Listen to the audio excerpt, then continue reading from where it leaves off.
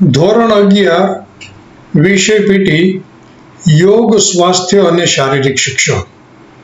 આ વિડીયોમાં આપણે પાઠ 1 ષટ ક્રિયાઓનો એમસીક્યુ અને તેમના આન્સર પ્રશ્નો અને તેના જવાબ દ્વારા એનો અભ્યાસ કરશું। ષટ ક્રિયાઓ। ષટ કર્મની કઈ ક્રિયા પ્રાણાયામ તરીકે પણ ઓળખાય છે? કપાલભાતિ છે એ પણ પ્રાણાયામ તરીકે ઓળખાય છે। નાના મોટા આંતરડાને શુદ્ધ કરતી ષટ ક્રિયાનું નામ આપો। તો એ ક્રિયા છે નવલી ક્રિયા। પાચન તંત્રના સૌથી નીચેના ભાગને શુદ્ધ કરવા માટે કયું કર્મ છે? તો કે ધોતી કર્મ છે। ધોતીના સામાન્ય રીતે કેટલા પ્રકારો છે? ધોતીના સામાન્ય રીતે 3 પ્રકારો છે। અશ્વિની મુદ્રા કયા કર્મ સાથે જોડાયેલી છે? બસ્તી સાથે અશ્વિની મુદ્રા જોડાયેલી છે। બસ્તીના કેટલા પ્રકાર છે? બસ્તીના મુખ્ય 2 પ્રકારો છે।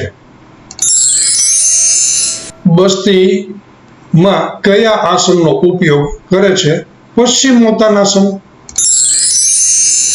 જલ નેતિના અંતે કયું કર્મ કરવું જોઈએ? કપાલભાતિ કર્મ છે કરવું જોઈએ। કયું ષટકર્મ ઉર્ધ્વ જત્રુગત રોગોમાં ફાયદો આપે છે? નેતિ। આજના સમયમાં રબરનું પાતળું કેથેટર કયા કર્મમાં વપરાય છે? તો કે સૂત્ર નેતિમાં કેથેટર છે એ વપરાય છે।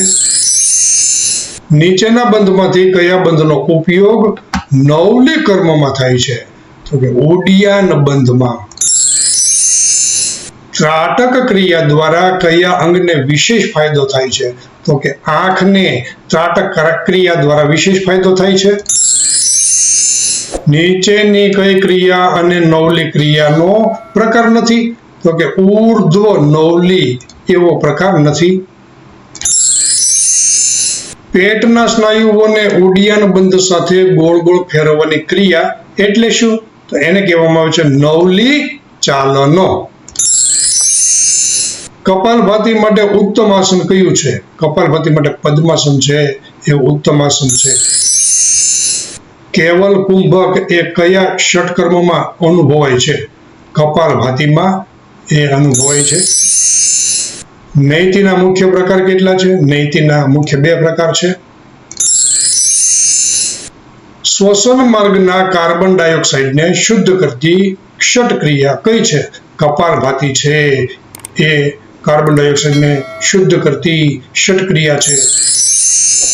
ચહેરાને કુદરતી રીતે સૌંદર્યવાન બનાવતી ષટ ક્રિયા કઈ છે? તો કે કપાલભાતિ। કપાલભાતિ છે એ ચહેરાને કુદરતી રીતે સૌંદર્યવાન બનાવે છે એવી ષટ ક્રિયા છે। કપાલભાતિ દરમિયાન 1 મિનિટમાં વધુમાં વધુ કેટલા સ્ટ્રોક કરવા જોઈએ? કપાલભાતિમાં 1 મિનિટ દરમિયાન 120 જેટલા સ્ટ્રોક કરવા જોઈએ। કપાલભાતિ એ માત્ર કયા સ્વરૂપની ક્રિયા છે? કપાલભાતિ એ માત્ર રેચક સ્વરૂપની ક્રિયા છે, એટલે કે શ્વાસને જર્ક સાથે બહાર છોડવાની એ ક્રિયા છે। કેવલ કુંભકમાં વિશેષ શું અનુભવાય છે? કેવલ કુંભકમાં મનની પ્રસન્નતા અનુભવાય છે। ષટ કર્મને શાસ્ત્રમાં શા માટે વધુ મહત્વ આપેલ છે? યમ અને નિયમ માટે એને વધુ મહત્વ છે એ આપવામાં આવેલું છે। ષટ કર્મોની જેમ આયુર્વેદ શાસ્ત્રોમાં શુદ્ધિ માટે કેટલા કર્મ દર્શાવ્યા છે? તો કે આયુર્વેદ શાસ્ત્રમાં પંચકર્મ છે એ દર્શાવવામાં આવેલા છે શુદ્ધિ માટે। અહીં આપણે આ વિડીયો છે પાઠ 1 છે ષટ કર્મ પૂર્ણ કરીએ છીએ। આવા જ એજ્યુકેશનલ વિડીયો જોવા માટે મારી ચેનલ લાઈક, શેર અને સબસ્ક્રાઇબ કરજો। ધન્યવાદ।